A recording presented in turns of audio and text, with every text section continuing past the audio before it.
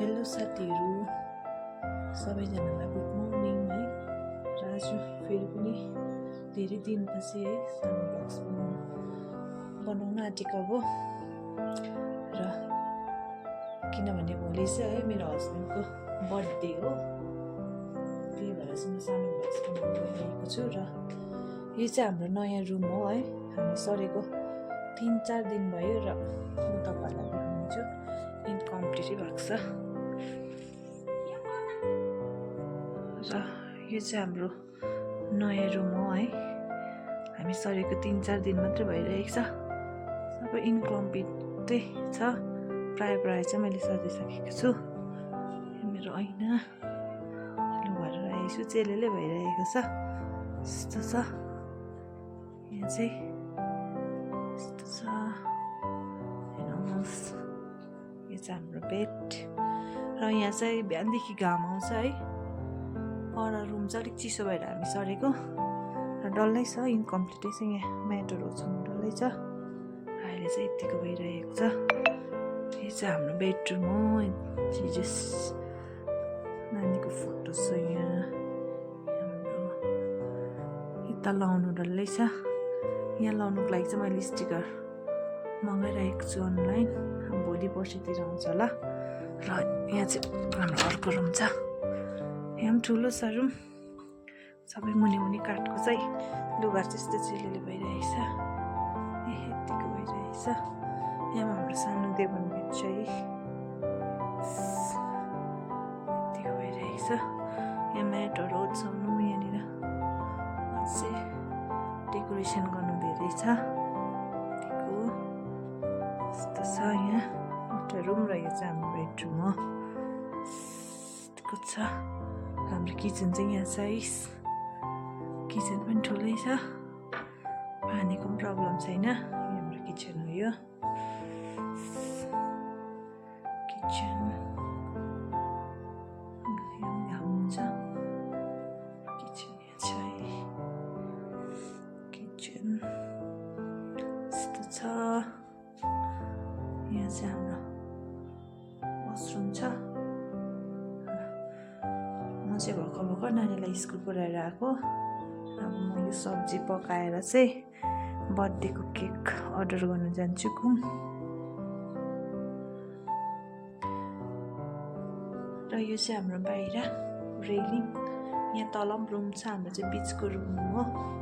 यस्तो छ, जुत्ताहरू चाहिँ यहाँ राखेको छु, यस्तो छ। यो कलर पनि यस्तो छ। हामी चाहिँ सेकेन्ड फ्लोरमा बस्छौँ, यो चाहिँ थर्ड फ्लोर। यहाँ चाहिँ दिदीहरू हुनुहुँदैन, सिलगढीमै बस्नुहुन्छ, आउनुहुन्छ कोही कोही बेला, आउनुहुँदो रहेछ। र यहाँ माथि चाहिँ छत छ, नानीको साइकल यहाँ राखिदिएको छु। हाम्रो चाहिँ यहाँ ठुलो बाथरुम, यहाँ पनि छ हाम्रो ठुलो बाथरुम, सजिलो छ है, पानीको केही प्रब्लम छैन। यहाँ चाहिँ वासिङ मेसिन चाहिँ हामीले यहाँ राखेको छौँ, लुगाहरू चाहिँ हामी अहिले यहाँ धुन्छौँ। तल चाहिँ अलिक सानो छ कि हाम्रो बाथरुम, वासिङ मेसिन आउँदैन, त्यही भएर चाहिँ यहाँ माथि राखेको छौँ। र यो चाहिँ हाम्रो छत,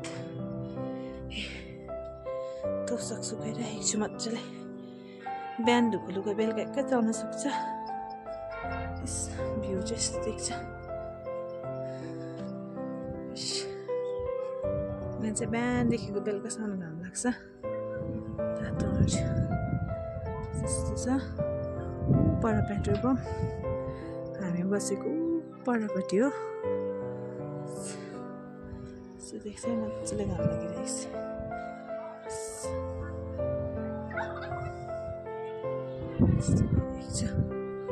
यस्तो यहाँ माथि चाहिँ साथीहरू देख्नुहुँदैछ, यो पिङ्क कलरको, यो चाहिँ गोविन्दको घर,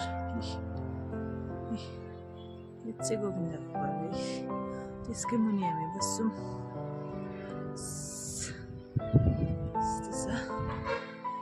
यहाँ हामी बसेको अगाडि चाहिँ यहाँ चर्च छ, हिमालयन फ्री चर्च।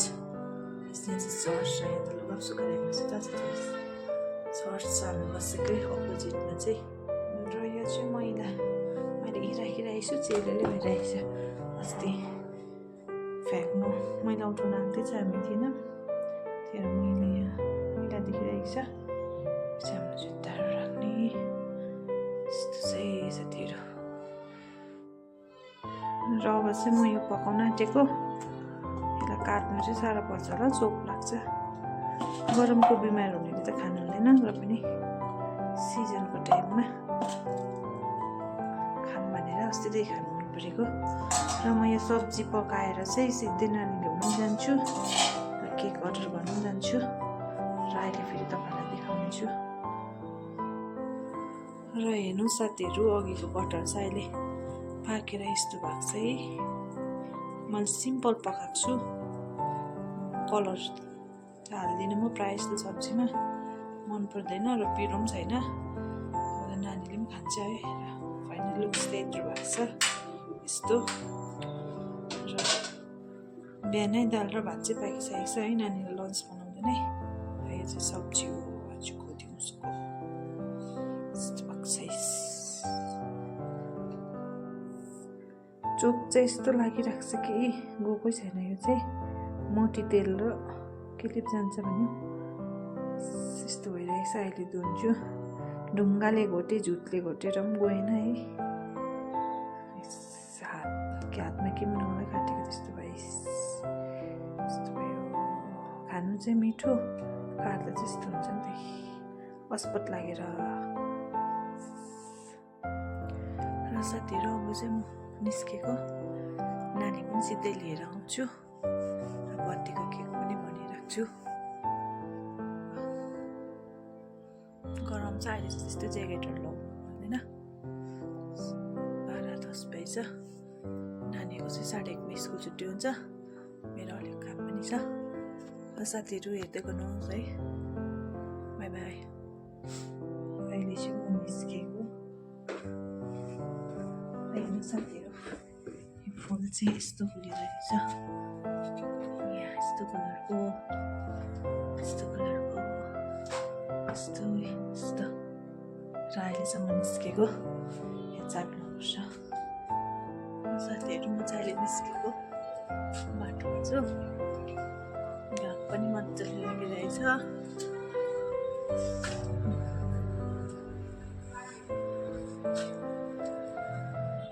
गएर उयो नानी पनि ल्याउनु गएको घुम पनि गएको एकछिन यो चाहिँ रोड निस्क्यो यहाँ चाहिँ पेट्रोल हुन्छ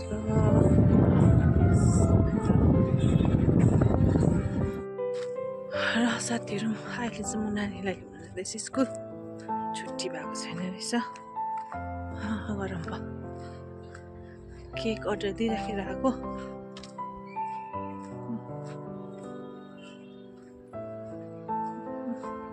छुट्टी भएको छैन एकछिन बस्छौँ यहाँनिर र अहिले चाहिँ हामी निस्केको स्कुलबाट नानी चाहिँ आज सुतेछ खोकेको दबाई खुवाएर पठाएको थिएँ मुन्टाले खाइदिएर तपाईँ नि गरम धेरै ए पिसाब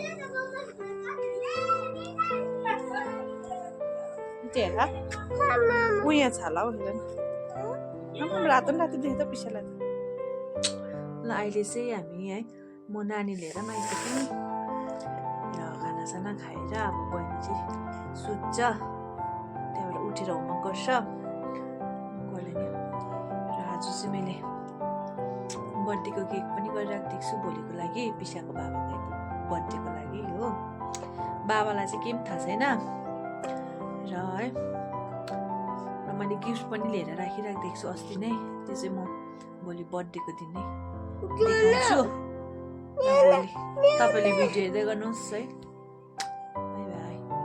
बाई बाई गर्थ्यो bye bye see you in next video भन न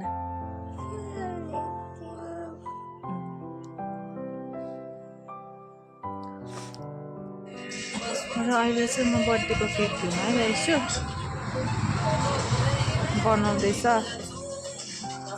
रहेछ एकछिन पर्खिनु पर्ने रहेछ बनिँदैछ बर्थडेको केक चाहिँ यहीँ बनिन्छ के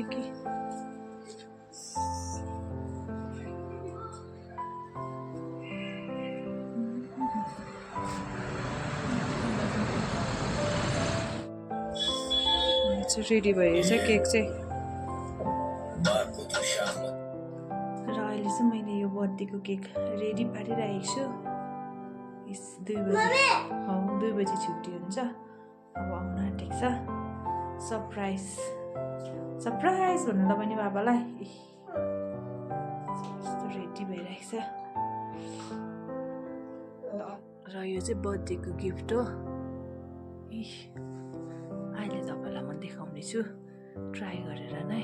यहाँ चाहिँ बर्थडेको गिफ्ट।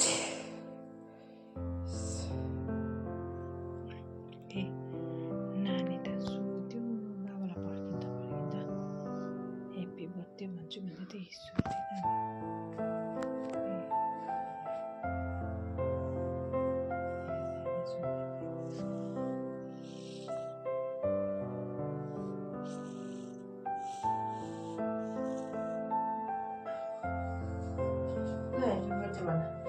बाल्नु न अब यो अलिकति उयो गर्नुपर्छ अरे हौ, यस्तो त्यस्तो गर्नुपर्छ अरे। बहिनी भर्खर उठेको है।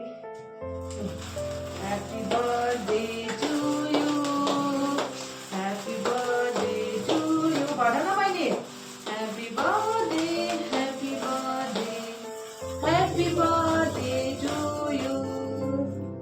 मे God bless you, may God bless you. May God bless you. Happy birthday to you. नानी त भर्खर उठेर त उयो भयो नि हौ।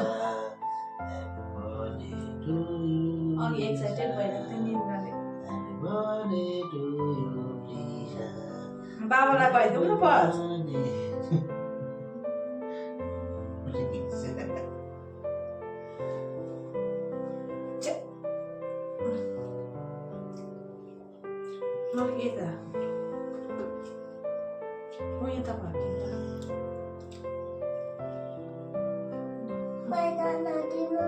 छिटो न नानी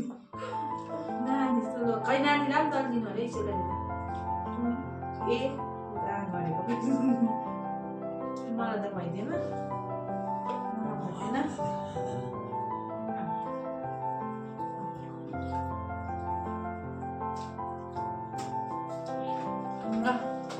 बर्थडे भयो एकपल्ट देखा पर्नु पर्यो यहाँनिर। ए भर्खर 18 वर्ष पुग्यो। ल बाई गरिदियो भने 24 मा हिँड्दैछु।